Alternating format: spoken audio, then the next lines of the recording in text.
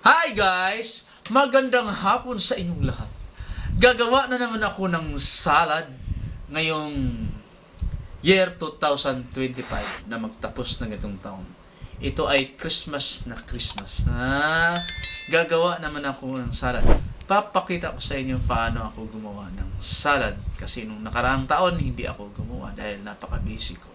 At ito po ang mga kagamitan. Lagayan ng salad, no? Ibang klase. Ito na ginto. Yan, no? Very unique. Walang kapareha. Ingredients ko, fruit cocktail, condensed,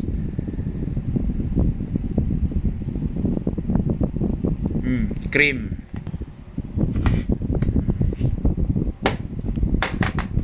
dalawang fruit cocktail. Yan. Saka keso. Samahan niyo ako, gagawa tayo ng salad. At ito naman ang aking lagayan ay napaka-unique. Para bang galing ito sa isang kaharian. At pakatigas pa nito, kailangan natin palambutin. Halo-haloin na natin ang ating salad. Okay. Unahin muna natin ang fruit cocktail. Okay. Simulan na natin ang paghalo.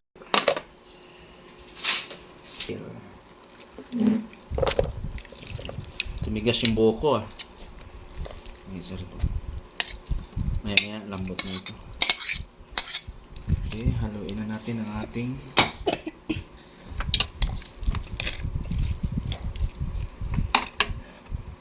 okay, sunod natin ilagay ay ang nata di coco.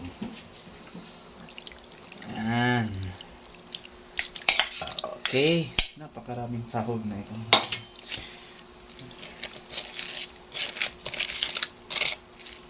And then, ilagay sunod natin yung cream. Cream na naman. Pampalapot. Pampalapot.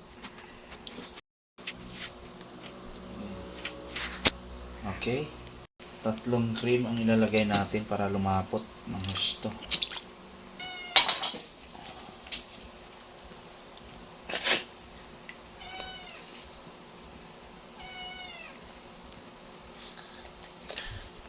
Then, ito naman yung condense ilalagay natin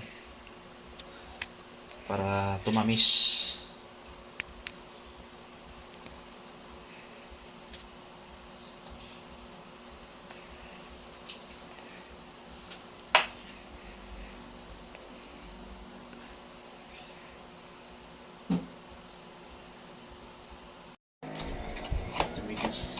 Tumigas ang buhok ko ah.